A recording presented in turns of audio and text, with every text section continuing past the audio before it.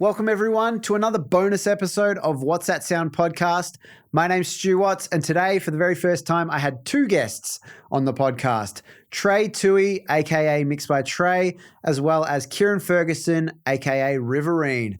We talked about a bunch of different topics in this episode: building relationships, outreach techniques, as well as marketing strategies and running ads.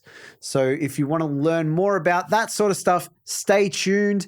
And if you could do us a favor and make sure you hit follow or subscribe on the podcast platform that you're checking this out on, that way you can stay up to date with each new episode. If you could share this podcast, whether that's verbally or digitally, in a conversation or in social media posts, stories, all of that sort of stuff. That just helps us spread the word of this podcast and get it out to as many people as possible. And if you have any suggestions or guest suggestions, topic suggestions, things like that, you can email me at podcast.whatsthatsound@gmail.com. All of the links to everything is in the show notes, so you can check it out whenever you like. Let's get into it. This awesome bonus episode of What's That Sound podcast. You're listening to What's That Sound with your host, Stu Watts.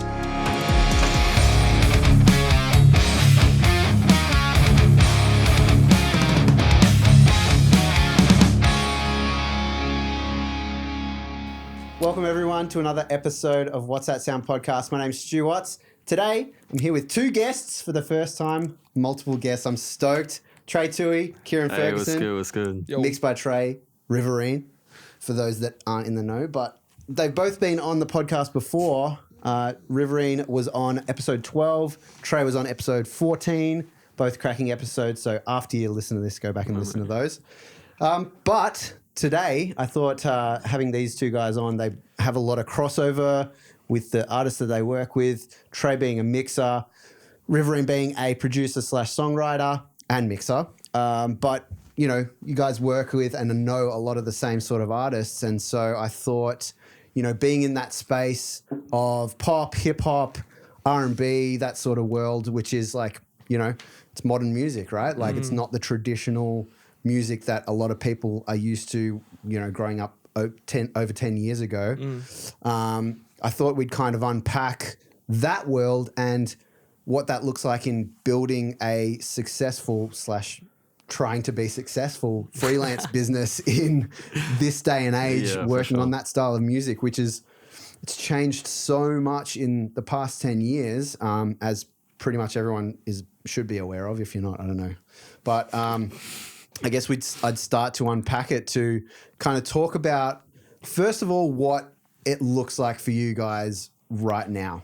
Yeah. So like, what does your day-to-day look like? Consist of? Do you want to start? You go. Okay. Well, at the moment, I think like the time of the year, like Christmas kind of like slows down. So at the moment, I've got a lot of time to kind of like really like focus on the projects that I have at the moment, which is a beautiful thing.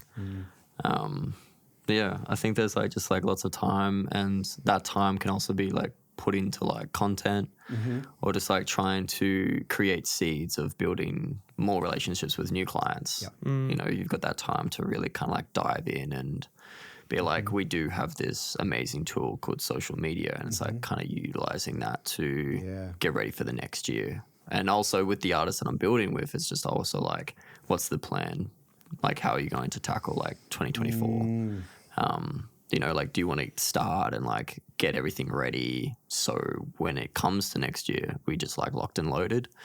So I think it's just like having those sorts of conversations at the moment, and it keeps me consistent, and it keeps me really like involved in the artists and knowing what they're doing and what they're planning, and just like, planning ahead. Yeah, we'll unpack that a bit more, but Okay, cool. Kieran, what does your day-to-day look like at the moment? It's very different every day.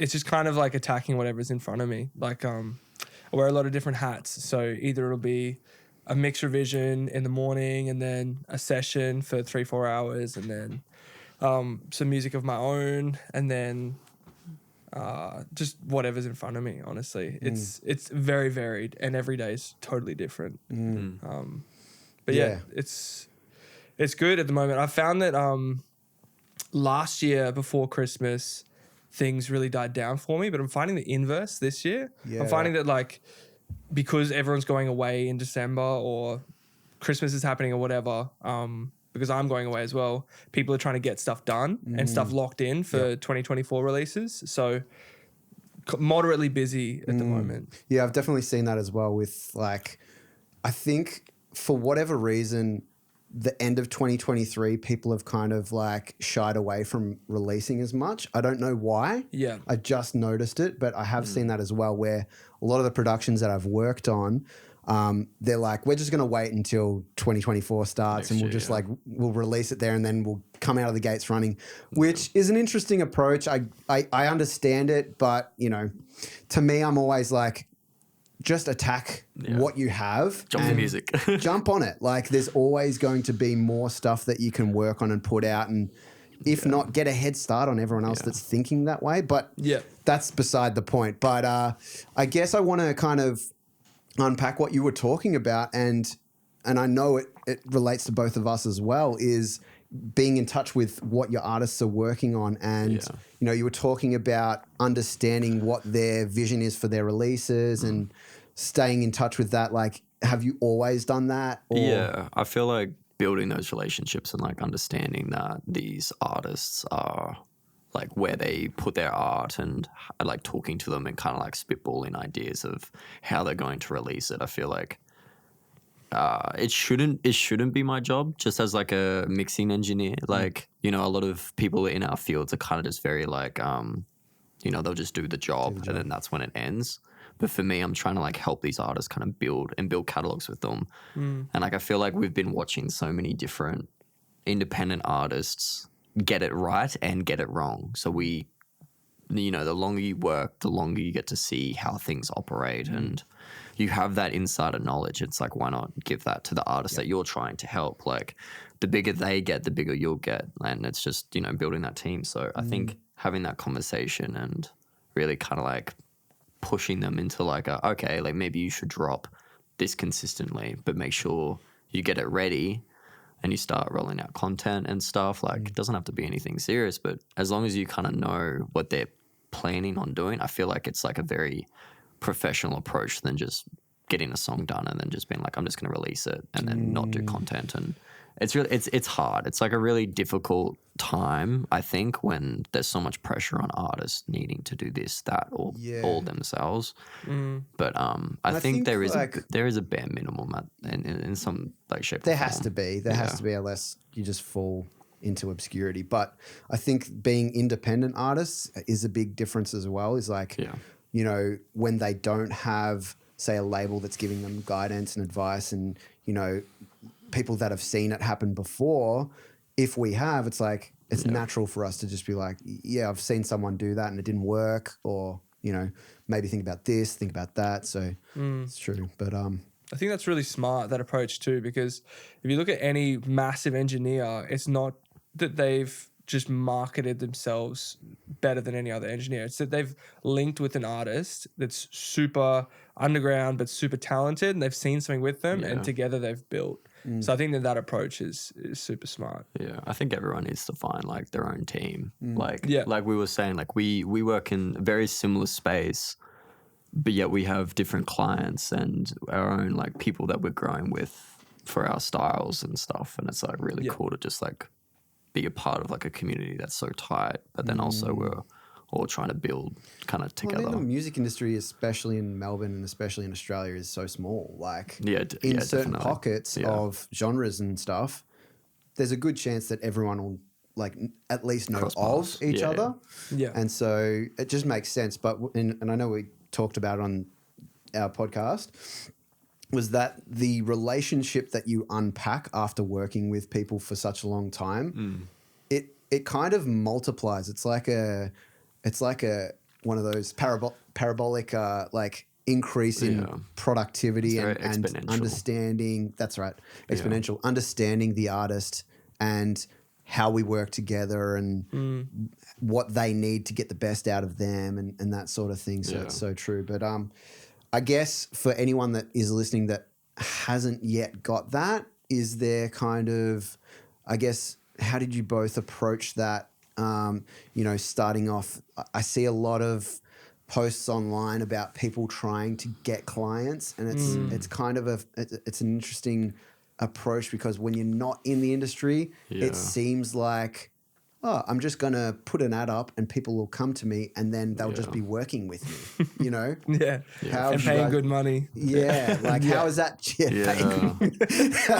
How is that, like, what, being in the industry, like, how is that different, do you think? I think that for the both of us, it's been very organic and very slow. I started just recording for free with a rapper in Brisbane in 2017.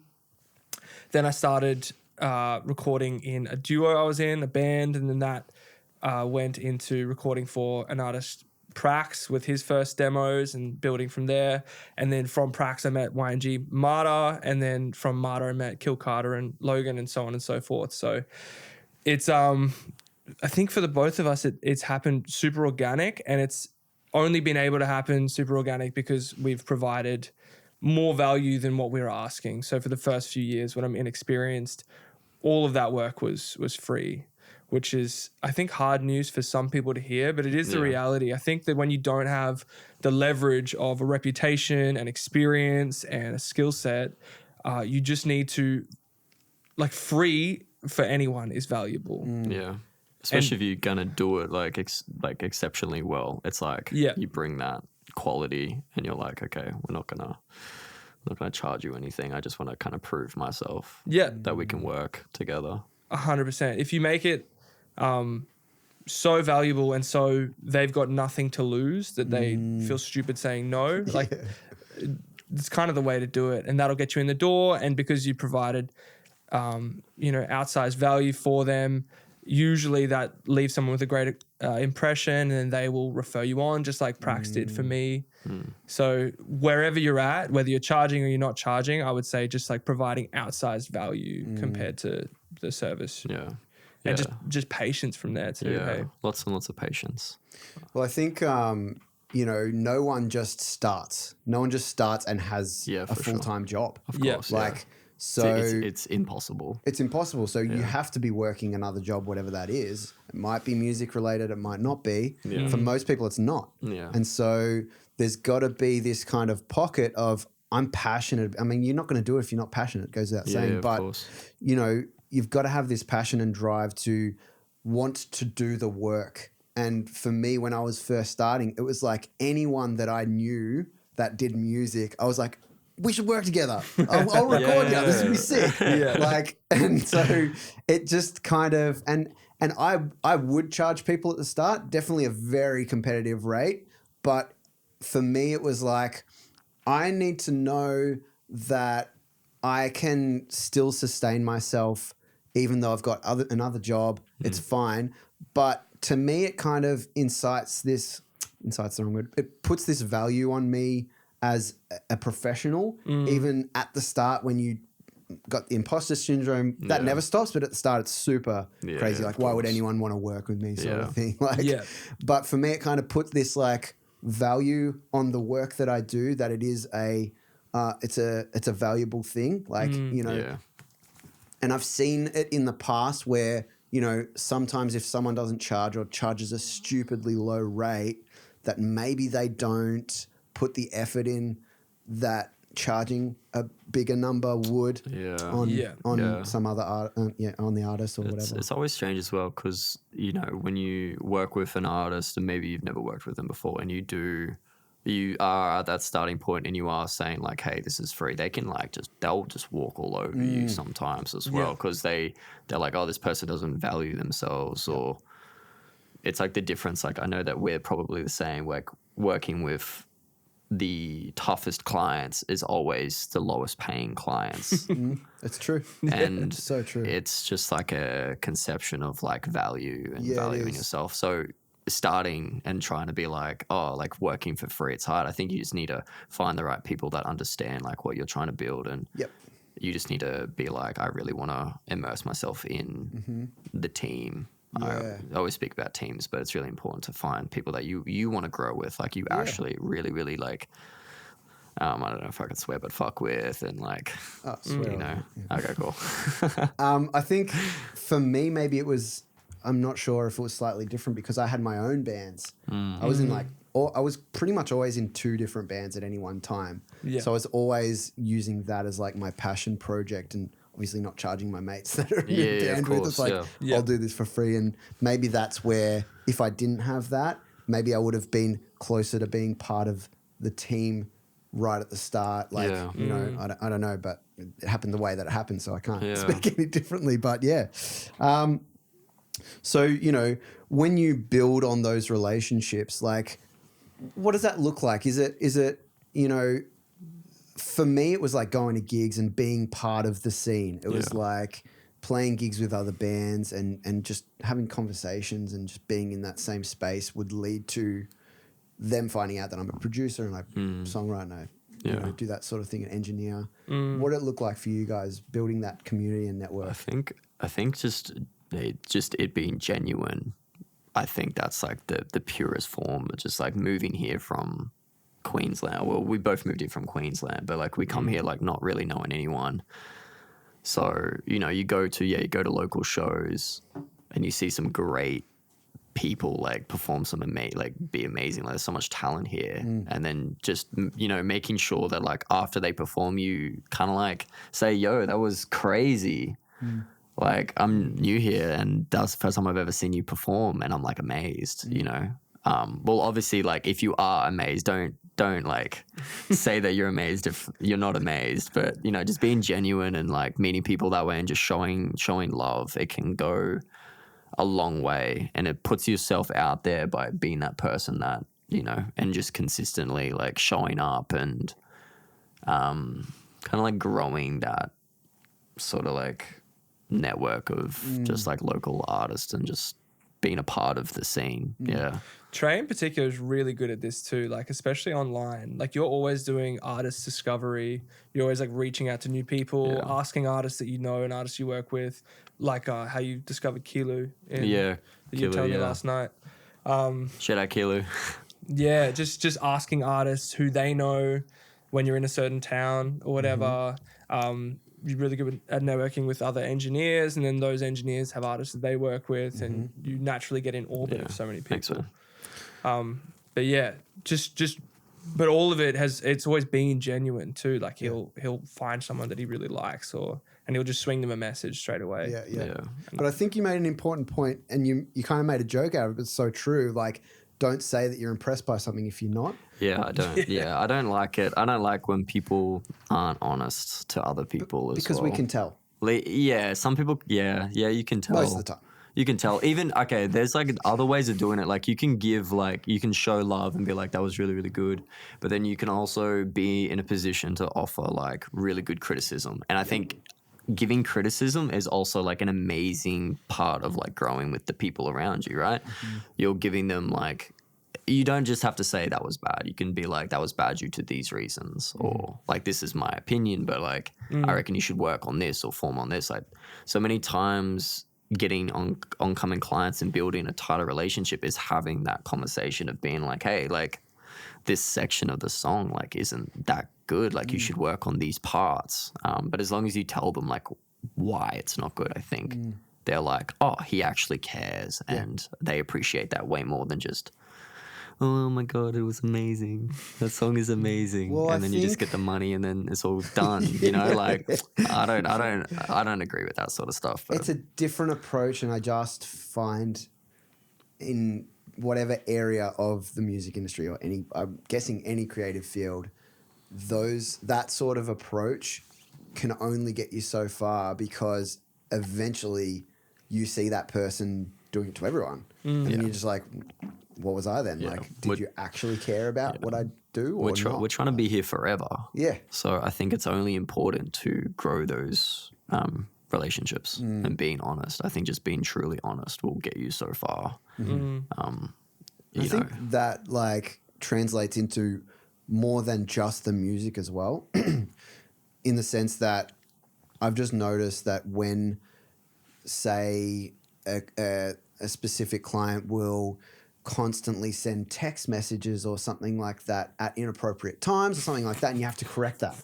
Like, it happens, yeah, right? That's true. And as much as we care about the work that we do, we need our own time as well. Yeah. And so sometimes those sorts of things where you have to correct that person and be like, yo, I'm going to get back to you tomorrow morning. Yeah. And you just set little boundaries and, you know, you push back a little bit, but it's in the right way. And that can also translate to trust building. Yeah. Because, again, it just gives that kind of level of professionalism that maybe other people don't have. And some people won't relate to that. They'll be like, oh, fuck that guy or whatever. Yeah, of course. You know? I mean, it's very difficult because you've got your family, you've got other priorities.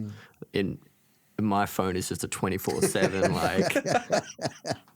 We start working with people in different time zones too. So my phone is on do not disturb a lot of the time because like I know that like when I wake up, it'll just be like revisions, or I'll wake up first thing in the morning and it'll be something from like 4 a.m. or something from a different time zone.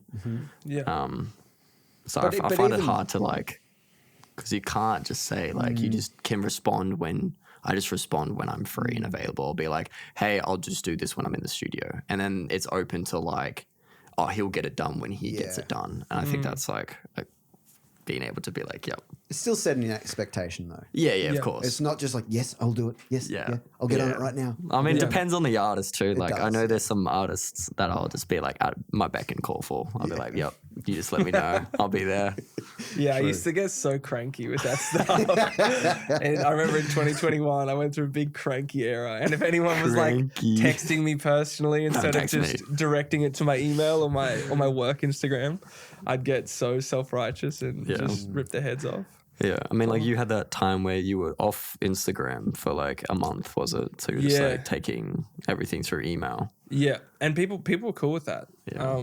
But yeah, people don't know that it's really cool that you said setting expectations, because people don't know that that's something that could irk you until you tell them clearly. Yeah, because for a lot of people, it's not their full-time gig as well. They're only doing it when they have the time to do it. They don't realize that it's our 24/7 life at the moment. Yeah, 100%. Which I'm super grateful for. We shouldn't complain about like, oh no, this artist wants me to, do this. But sometimes they just don't realize it.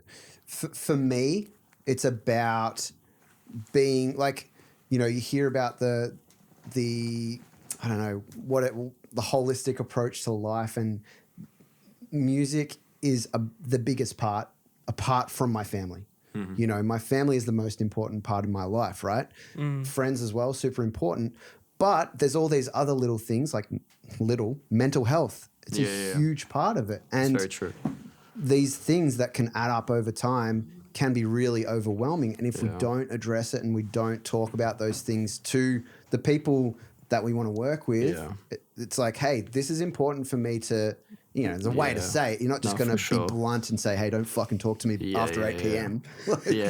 No, you got a really good point. I remember like there was an entire year where I just like saw like work being the number one priority, and I like watched that like just take a toll on me. And like because like being like a avid worker as well, like you just get into like a workaholic space. You're just working, like you wake up, sit at your computer, work till 8, and you're just like, by the time you realize, you're like, oh wow, I haven't gone outside, I haven't eaten for a year. Yeah, but like that was a busy year. It was a good year, but still, like looking back on it, like I wish I like spent more time like putting myself like first. But I think that's just like a lesson, like a life lesson that I'm still learning, and go through those like sort of like phases where you have to like really understand that it's important to take breaks, mental health breaks as well. Yeah. And everyone will go through a different like way of unpacking those sorts of things in there, because everyone's different. And like, we've all got different personalities. We operate in different ways. I know that anytime after like 8 hours of being in the studio, I'm useless. I need a break. I need to go home. I need to be away from the studio. So I have, that sort of time limit in the studio where it's like, 9 to 5 or 10 till 6 or whatever it might be. And it's like, you will get the best out of me in those hours. I can guarantee you some other people will be happy working 14 to 16 hours in a row, and that's good for them. Yeah. And it'll work. It'll be totally fine. But for me personally, I know that limit. So because I've done it so much, and you know, at the end of the day, if I'm like half asleep or brain dead, it's like you're not getting the best out of me. Yeah, for sure. Get diminishing returns. Yeah. Yeah. Yeah.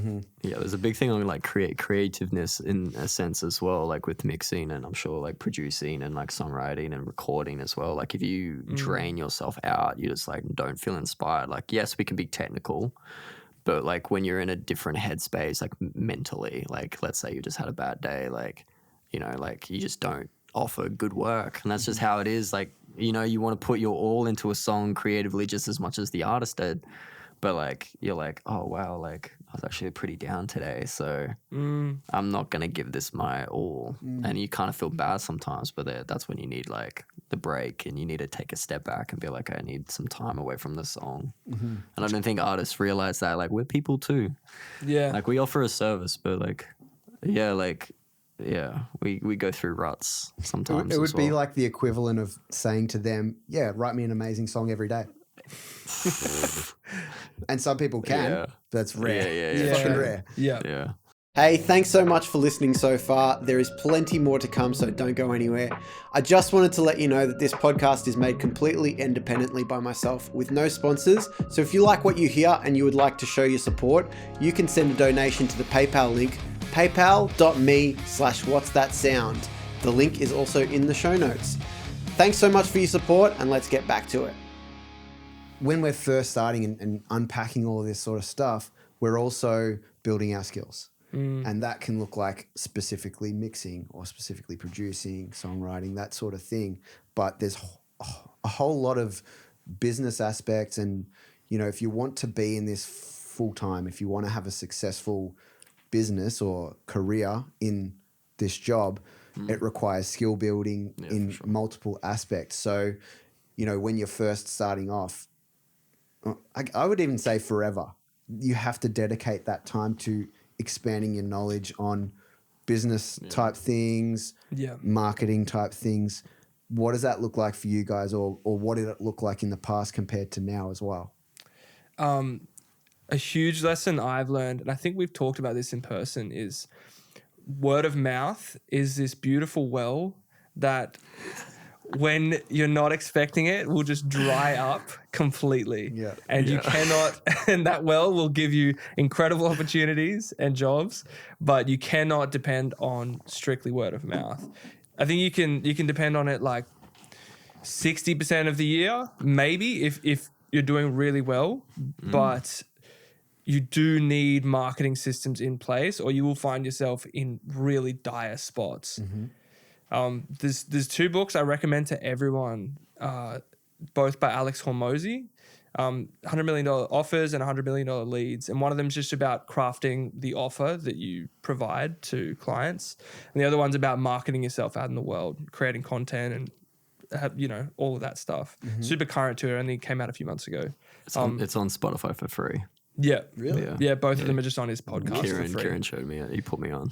Yeah, but both of them, I honestly think anyone with a half decent subpar set of skills that doesn't know how to market themselves, just read those two books and you're set. Yep. Yeah. And so what does it look like when it comes to, you know, running your business or, you know, operating over weeks, months, years?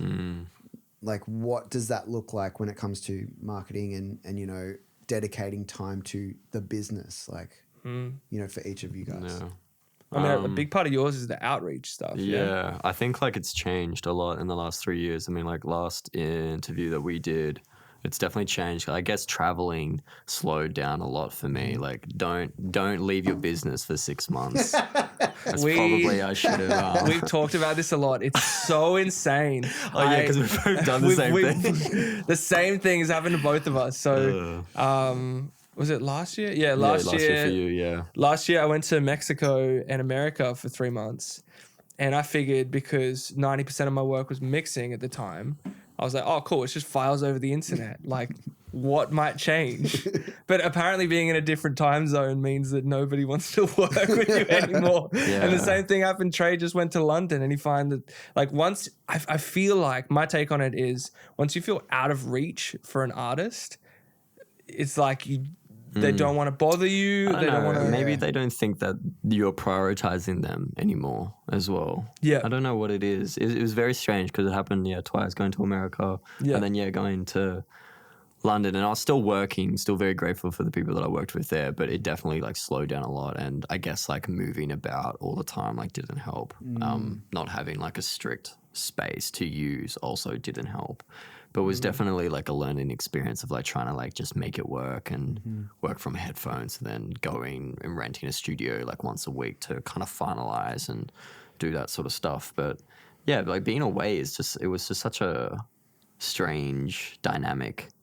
And as soon as the big thing with continuously work for me was the more you work on stuff and the more that comes out, the more that you're in conversations because you're touching so many records. Yeah. And it's getting shared. And that's like why word of mouth for me was so good because I just had such a consistent amount of work that continuously got released with the artists for a prolonged amount of time that it was consistent and I was just popping up everywhere. People were resharing it.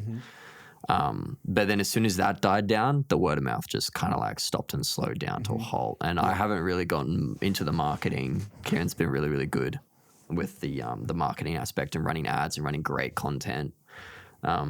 Just crazy frog videos all day, baby. Iconic. I'm on the thing now. I've only just started it, but I feel like if you're making a living wholly off of your music business, whatever it is, I feel like just have an ad running constantly. I don't care if it's $1 a day, mine's $5 a day at the moment. Just have it run constantly. And then each week you can refine it, you can refine your targeting, you can reshoot it, re-edit it, whatever, A/B split test stuff. But it's kind of just like always having an ad in the paper. And then you never know when all of those little seeds that you've planted, whether they come in this week or next month or next year, just general awareness, like $7 a week even, that might be 50 people that just hear of your name. Yeah. That's going to, put food on the table 6 months from now. It goes a long way, especially like working full time. It's like when you reach a point where we are, where one track can like kind of cover you for a week. It's like, okay, cool. Like that's comfortable, like, which is amazing that we've been able to build that over the course of years. Like it didn't start like that. The value of ourselves built as we built and our portfolio is built and we've started making incredible songs, sound incredible. So being able to cascade that and know your own worth to be like, this is what I'm charging. Has been a really, really important and helpful thing as well. So you're not as stressed as, I'm not getting any work. It's like, okay, I just need like one song this week or a couple songs in a month. And then like, that's like the bare minimum, which is like, for me, like if my bare minimums are met to do with like bills, I'm like, cool. Cause like, I just feel grateful to have that sort of like covered. 100%. And then from that, you can build on forwards.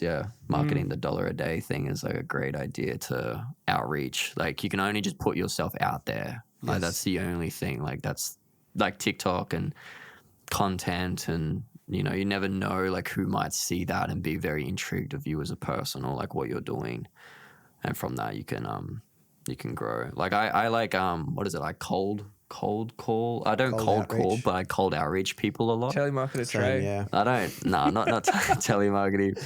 But if again, it comes with being genuine. If I see an ad of something I really like, I'm going to follow them. I'm going to I'm going to message them. But I'm not messaging them saying like, hey, let me mix your next record for X amount of dollars. It's like just showing pure love and being like, I really like what you're doing, like keen to hear the next record. And then from that, if they want to, they can check out your stuff as well and they can see what you're doing. You can have a conversation, you can chat music. Like, I feel like if you're just starting out, like it's an amazing thing to do just to meet people as well. And then maybe down the line, they know what you're doing. So they might be like, hey, let's collaborate. Like it's happened to me so many times, like first with Oliver Mann, like again, like that was just me reaching out. And if I never reached out, I never would be where I am today. Oh, well, maybe, I don't know how It's life so works. crazy It's how that weird. happens too. Because didn't your brother Axel shot a video for him, right? Is that how you heard of it? I reached out to him through an ad that he posted, just the same as like I still do today. Showed love. We were just chatting, connecting, and then he was looking for a videographer, and I said my brother makes videos, so he connected with my brother, and then on the video shoot, that's when we met, and then we just became friends, and then since then built with an artist, which we were talking about, which is important. Yeah. Well, you've touched on a couple of really big points that I want to unpack. Yeah. And no, it's great. One of them is that, that outreach side of things. And for me, it's something that I've started doing, in the last year or two is obviously we're friends with heaps of musos, and musos play gigs. Yeah. And they go to gigs. Yeah. And they post, footage from other bands that they've played with, or they're just at a gig. If that's something that interests me, I'll just do that. I'll jump in the DMs. And to me, it's important to make a point because we have to expect that no one knows who we are. Yeah, of course. Yeah. So for me, it's like, hey, I just want to introduce myself as well. I just want you to make you aware of who I am. Yeah. My name's Stu. I'm a producer. I do this like music thing. Yeah. And I would love to learn more about you guys because I don't know anything about you. Yeah. But your music's cool. Yeah. Let's talk. Yeah. So, just little things like that. And, for some people that might make them uncomfortable. Of course. But that's the worst thing that can probably happen is me making them uncomfortable, which I don't intend on doing that. Yeah. And that's just one potential negative. But the best thing that could happen is we start a really good conversation. We have a really good, we click on stuff, Yeah. like the same music or whatever it might be. Yeah. And then eventually we work together. And that's Yeah, of really course. cool. It's like, what's wrong with that? In my opinion, it's like, is that such a bad thing? There's this really hard line that we have to toe where we don't sound salesy and we are genuinely interested in working on music that we like. Yeah, it's like, I really love your art, but I can see that I can be useful to you as well. Yeah. It's like finding that balance of, yes, wanting to work and yes, but also like, again, building with an artist. Yeah. And which is like the most beautiful thing ever. And creating relationships, just meeting people, like just knowing that you could just like message someone and then next thing you're on a call with them and you're like just homies. Yep. And you're just like, wow, like I can't believe this just happened from, like I got a song coming out tomorrow, just like literally reached out to this guy because his ad popped up and I was like, this is insane. Yeah. And we were just talking and he's like, oh, I want to call and I want to learn more about Australia and how the industry is there. And then he's like, oh, I want you to do my next, he's like, oh, you mix and master, right? Like what's your rates? Like, I'd be keen to like, sort something out. And then now I'm on his next 2 records. I'm like, oh, incredible. Unreal. And the inverse of that is just nothing. Yeah, just them not replying, you not even sending a message. It's just like, the worst thing that they can do is say no. And I tell people that all the time. Yep. I want to start emailing like labels and stuff now. It's hard. That's hard. Yeah. Oh, you've done that? Been that. I haven't done that yet. Expect no response. Yeah, that's okay. Yeah, like, wow. Come in LinkedIn. Damn, how did that go? Like, what was the approach there? I literally there's a website. For me, it was the approach was to find managers because managers have good relationships with their artists. Managers and so just there's an Australian artist management website that's like a collective. Cool. And so you can look at there's like probably 300, 200 maybe different management labels and stuff like that. Just reach out to them. Hey, I'm Stu. Same sort of thing. Yeah. I just want to know that you idea. exist. I would love to chat to you. And I've not done that. That's just, we haven't really thought about that. Yeah, I mean, because that feels tough. Scary. That feels scarier. Just the rejection of. And I'm always very aware. You've got to put yourself in the position of the person receiving that email. And I know how I am when I receive emails from people. I'm very cautious or like don't want to be sold to. So we have to have that in our brain when we do anything. We have to have that awareness of like, how is this going to look when I reach out to this person? Is it going to look like I want their money? Yeah. Because if it does, that's not a good approach. Yeah. Because I think it's hard because like credibility comes into a long play with that. If you don't have credibility just yet, like how do you push your own self-worth if you know your work is good yet you don't have credibility? It's like some people are like, are you actually good at what you do? Because there's no credibility there. Yeah. Yeah. You got some credibility. I'm still getting there. So, I feel like that's really smart though, and it's wild how the right intention goes a long way. I think that if you genuinely are doing it tough financially and you're like, how do I pay the bills? Okay, I'm going to reach out to some managers. That's always going to come through, I feel like, in some way energetically. Like you're desperate. Yeah, but whereas if you're blessed enough that the bills are paid this month and you can kind of play the long game where you're just planting seeds in the way that Trey does so well and all the time, just like that song that you said is coming out, is it tomorrow? Tomorrow, yeah. So important. Yeah, planting seeds, It is. And there's an art to that, hey? Well, and it's, you know, like you said, playing the long game. We want this as a career. We want to do this forever. Yeah. Right? So meeting people, like I wouldn't have met you guys if I hadn't asked you to be on the podcast. Like it's important to me to do that because I just like hanging out with people and I like knowing people and I like seeing what everyone's doing. It's like it fuels me creatively as well to see everyone else killing it. It's like sick. There's some cool music out there. How can I be part of that picture as well? It's very inspiring. So it's pretty cool. But the other point that you touched on was knowing what monetary value to put on your work. Yeah. And I want to unpack that a bit because a huge thing for me was I very grateful to Nicholas Di Lorenzo for putting time aside to hang out with me and talk through what my business looks like and stuff like that. Yeah. So shout out Nick, you're a legend. He's a weapon. He's so good. But he, we sat through and he, you know, said, what are you charging? Yeah. Okay, let's figure out what that ceiling looks like. And I was like, holy shit, that's so not enough to live. Yeah. And it's really important that we do that in the initial stages of being like, okay, say I'm only doing this part-time and I've got my other job that is fulfilling my, you know, life needs. What does it look like for me to do this as a full-time job? Yeah. What does it look like for me to pay the bills? Yeah. How many songs is that? Yeah. How many jobs is that? How many, you know, tracking sessions is that? Yeah. What does it look like over the course of a year to make sure that I can live off of music? And honestly, I think probably 20% of the people that work in this industry probably do that. Yeah, in the first 5 years. Yeah, it comes like this as well. The freelance gig, just in any field, anyone who does photography, videography, any arts, freelance stuff, design, it just literally goes like ebbs and flows. Sometimes you'll have a really, really good month, and then sometimes you'll like dip a little bit. Having savings definitely helps. But yeah, like knowing when to be like, okay, you know, right now, like maybe I do need another job, and being okay with that, knowing that that's not going to be there.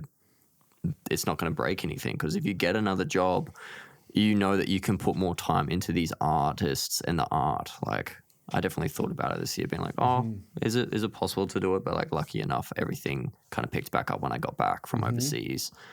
But that's really important, because the other thing that I talk about, you know, we've talked about on the Marshall Street podcast heaps and heaps and heaps of times, is you need a job that isn't going to ruin you mentally, and you're just going to hate coming home. You're just going to want to sit in front of the couch and watch brain dead TV. Yeah, of course. Yeah. Like that's why I stay away from recording. I don't record people because I just don't enjoy it. I know that would be a great income for me, but personally, I know how much it drains me. Like my social battery just gets depleted so quickly. You got to have that awareness. And you want to be able to have the time to come home and be like, I know I can just work on music for 4 hours straight. Yeah. You know, you can't be tired after working some shitty job, like whatever that might be, for 8 hours during the day, and then you come home and you're like, fuck music. Yeah. Like, you have to be excited to get home and to work on the next thing. Yeah. I mean, like I worked in hospitality for, I think it was 10 years before, retail and hospitality, like 10 years before, like really kind of being like, getting to the point of being like, now it's full time. But that was only after a couple years going hard and just building those relationships and building catalogs with artists, that I got to a point where I was like, these relationships are still growing and I'm still building with these artists. This income it's not going to change for like a year. And then just being like, I got to a point where I needed to have more time in my music. And that's when it was like done. Like, I don't mind if I'm like losing a bit of money. I need to spend more time on music. It's very important to note too, we got incredibly lucky in terms of our careers taking off. We both started to do mixing and producing, in my case, full-time over COVID. Yeah, COVID, yeah. So prior to COVID hitting in was March 2020? 2020, yeah. Yeah. I was just working as a barista for years. And I, over COVID, moved home with family to Brisbane. And did you do the same? I moved home for a little bit, yeah. Yeah. And back to Queensland, yeah. And the government was obviously supporting Australians while we were inside a lot, living with my parents. I don't think actually in Brisbane, I don't know if we got that much government support, but there was a little bit throughout the year. I think there were a couple of surplus things because we weren't locked down that much. But having that support and slowly being able to get off the ground, I wouldn't have been able to do that in the way that I did if the world was open and I was just working a job as per normal. Yeah, the government funding definitely helped kind of save some money and then go a lot harder on the music in Melbourne, like being in that lockdown. So we had so much time. It was very lucky time. Oh, well, obviously a very devastating time, very hard time for a lot of people. I don't want to bring any sort of like glamorizing to that time, because that's still like, it was a very hard time for a lot of people. But yeah, we definitely like found the internet as well. Like the internet kind of flourished a little bit more in our kind of field with like Discord and Zoom, and realizing that we could do it from the comfort of our homes and other people could just be at home and we could just call them and be like, let's collaborate on this song together. We don't need you in person. We can just work it out like from here. And then I think from utilizing that, it definitely like the work rate like just increased as well. Back and forth kind of got lessened. Well, I started full-time in 2019 when I got offered the job here at Marshall Street, which is for me my blessing. It's like I didn't have that before. I was always part-time music, full-time work. Was it more bands before that?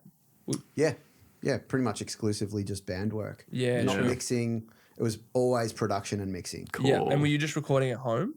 I had a portable setup. Nice. So basically I've got like this Mackie desk. It's a 16 channel and I have a bunch of mics and I would bring them to rehearsal rooms. Cool, nice. Wow. And just set up drum kits in the rehearsal room. Not have any monitoring apart from a set of headphones. Would you be like resampling drums then? Yeah, which I still do. Yeah, of course. But it's like, you know, and I was learning so much over that period. You know, you kind of learn the difference in rooms, you learn the difference in, and all the other unexplainable stuff like relationship management and time management. And it's like, you know, I'm charging less because I'm only taking them to a rehearsal room. And it's like, you know, we're not going to some big studio where you have to pay this much money. So all of those little intricacies. But so I was already working full time from 2019 and then I got locked down. Yeah, COVID. Yeah, that right. Was so different. That was such a change up for me because I couldn't record anyone. Yeah. You're stuck in your home. Yeah. So for me, I also had to adapt in that way of I can still mix for people. Yeah. I didn't have a good setup. I didn't have this setup. Yeah. You know, I did have some shitty pair of headphones, shitty pair of monitors. Just make it work. You just do it. Yeah. You know, I can do car checks. Yeah. I know what my car sounds like. You know, it's not the same. And the rate that I charge people was less. Yeah. Because it's like, I'm not giving you the same type of service. So it's like, thing as well. but I did see a huge output. You know, I got to mix a whole bunch of records because I was offering that, you know, where other people maybe weren't. Were you attributing that to the cheaper rate? Not necessarily, but maybe. It's impossible to say. Yeah. Because I didn't charge a different rate. But it's a cool thing to see that, like, you know, that output over COVID. I noticed a lot of people got really creative and wanted to put time into music because they finally had time. The time, But that's we also see the important same thing. that we address that is like, are you doing what you really enjoy? And I think COVID was a cool thing to happen in that regard. The negative stuff that you mentioned there as well. Yeah, of but course, it did allow people to be like, what do I want to do? Yeah. They're just like, getting into music and just like going hard with it and finding that like creative release. I think a lot of people needed that. And now I guess like since like things probably slowed down the reality of things and think we find it all the time. Like people like, it's like, is it their first priority, which is music? And sometimes it can always be like a hard conversation or something seen as well, like being around for a couple of years now and working with some people and realizing that they're not going as hard with it. And how you said like the last year, it's been like a bit slow. I think things are like picked up and then dropped down, and I think things will come back. It's been really good going back to live shows and seeing like crowds just consistently grow. And I think that's an amazing thing, because there was a time there that I was like extremely worried about our like industry, because it was just like very, very slow in terms of like live music. And I was like, oh, what's going on? Like, did people just... It was bizarre, wasn't it? Yeah, it was very weird. I think those things also go in waves though. Like you, like even playing in bands over the course of like 10 years or whatever, the scenes go in waves of like strengths as well. And yeah, you just kind of see like, oh, there's heaps of really cool music happening at the moment. And then there'll be a year of like, where's all the good music? Like, what the hell's going on here? So that's interesting as well. But I guess we'll start to tie it up. What do you think are the things like, you know, you both have had interesting years. You've both had times where you went overseas and had to come back and try and build it back up again. I guess, what does it look like now, knowing those things and seeing what that does to your businesses? What sort of things are you going to focus on now over the next year, 2 years, 3 years, whatever that looks like? What are those sorts of things to ensure that you know, are sustainable? Longevity, I think the point I had about always having an ad up, it's totally passive. Film one ad, just keep it up forever. If it's good. You don't have to do anything. You just spend however much you want, $10 a week, $20 a week, and you're getting more awareness. That's really huge for me at the moment. I think that there's just so many different things you can do to get off the ground. There's the outreach with artists, there's going to gigs, there's emailing A&Rs, there's doing, in my case with production, there's the like YouTube game, there's TikTok, there's Reels, there's so many different things. And I try not to be too hard on myself, because I do get up every day and do as much as I can, but there's so much being left on the table at all times. So funny. It's so, you relate to that? Oh man, like that's my brain every day. Yeah. Me too. Am I doing Me too. enough? Am I doing enough? Yeah. So I still have that, but I try to be like, come on, dude. Like you're a human being. You're doing all right. You're okay. You just do as much as you can, and that's literally all you can do. Yeah.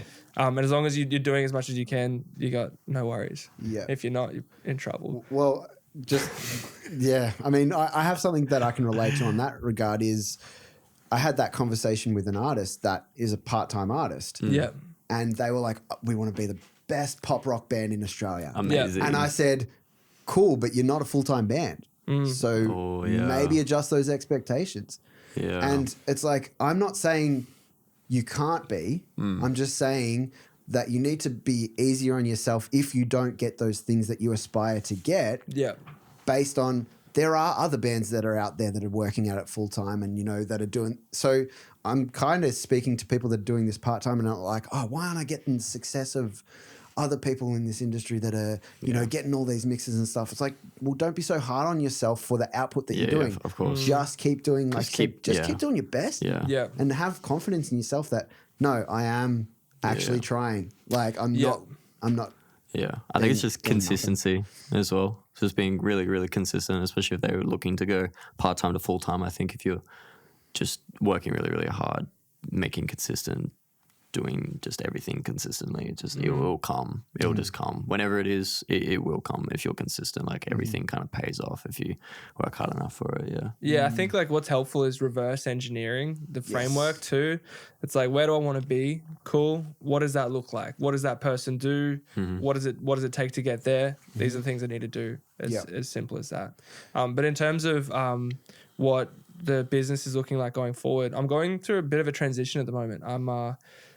A lot of my work in the past 3 to 4 years has been mixing and recording, and I'm trying to steer away from that a little bit. I still love it, and I still do jobs all the time in that realm, but I'm pushing harder into production and primarily like contemporary pop production at the moment, because that's the stuff that I think that I have the most to offer to. Sure. And that excites me the most. And I've found in the past, people just don't know what I do because I'm just doing so many different things. I can relate to that as well. Yeah, I'm an artist, I'm a writer, I record, I mix, I Yeah. master, I produce, whatever. It's good to have a niche. Yeah, so I'm just trying to like niche down Yeah. as much as I can because the other jobs still come in. Like I've got an ad up advertising to pop artists, but almost every response is like, I'm not a pop artist, but do you want to work? So cool. no harm in it, but the more you can be like, this is what I do, the more people, when they have a need, they're like, okay, he's the guy I go to for that. Yep.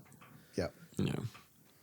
What about yourself? Me. I think for me, coming back from overseas, it kind of like, I don't know. So like my business plan at the moment, it's just kind of like, I think I'll know more next year, but I'm really focusing on the artists that I'm working with at the moment and just like really kind of like finding a couple of people that I really believe in and really helping them build. I think that's something that I love doing. And it's kind of like A&Ring in a way, but just really kind of like focusing on what they're doing and how I can help them achieve where they want to be as well, while I just like working on everything. But yeah, it's just prioritizing artists and wanting to be more involved however I can. I want to get more into marketing. It'd be cool to like have a feature of like being able to market people's music myself. I feel like I would have such like because I want the music to succeed. It'd be really cool to have that a part of my business would be to just run ads, because I know that the transparency is that I want this music to do well. Yeah. So the Because when they transparency is win, there. you win. Everyone wins. Like it gets marketed and then more people hear it, which means that I could also get more eyes on me. So I think that's something that I'm looking into as well. It's like something to get my head a bit more in. Just marketing in general, like Kieran's been talking about, it's just like so helpful. Cool idea for that too would be like a collaborative ad. You know, you'd be advertising someone's new song that you've just mixed, but it's advertising the fact that you mixed that. Maybe you guys could like go halves on ad spend or something. Yeah, That could be possibly. really cool. Yeah, something like that. But Ideas like that. anything to blow up these artists so we can become bigger engineers as well. We already know our worth, but yeah, it's just like taking it to that next step of like credibility. Yep. Nice one, lads. Well, this has been so cool. Yeah. I've loved like diving in on the business side of things. I've loved like unpacking how both of you guys do it, because I love your work and, you know, Appreciate that. both Likewise, legends. too, And, yeah. but anything that you want to, let the listeners / viewers know about, anything that cool that you got coming up, or, you know, any singles that are coming out that you're really proud of or anything like that? For my production work, I'm at Riverine Audio on Instagram and TikTok, and everything will be there that's coming out. A really cool release for YNG Marta coming out in a week. Tasty. Plenty of stuff with Rex coming out soon. An artist I work with, Kavinal, who's just rebranded to the name Mudrat. Saw that, I've got some really crazy stuff coming out with him. Yeah. Some funny studio sessions, dude. Yeah. We're cooking. love but it. yeah, that's all it'll all be at Riverine Audio. And then for my own music, I've got an album done at Riverine So Music. good. So that'll be out in early next year. I just want to really give it the rollout that it deserves, because it's really good stuff, and I don't want to just, Oh, totally. Yeah. Yep. Give it the time. Nice, Trey. Yeah, I think for me, just at the moment, I'm working with like a couple of like international kind of cats. I got this one R&B artist that's dropping the song tomorrow, called Sincerely Suave. He's really, really talented. So super excited to be building with him, and then a couple of other American guys in that like hip hop, rap, R&B scene. Cool. And then just like helping a lot of like independent cats kind of like just really grow their own branding. There's so much. It's so hard to really spoke about. But yeah, Sick. I'm Well, super keen for the end of the year. I'll have links to both you guys' stuff in the show notes if anyone wants to check them out. It's all there. If you want to send me an email about suggestions for topics in the future, any guests that you want on the podcast, just reach out to me via email or DM me on Instagram. I'm available. So, yeah, lads, thank you Cool. again. Nah, thank you for Thank having you, man. us. Appreciate your really time. Appreciate this. Good to do it in person. Absolutely. Yeah. Love Yep. coming in. Awesome. Well, thank you all. We'll see you next time on What's That Sound podcast. Peace.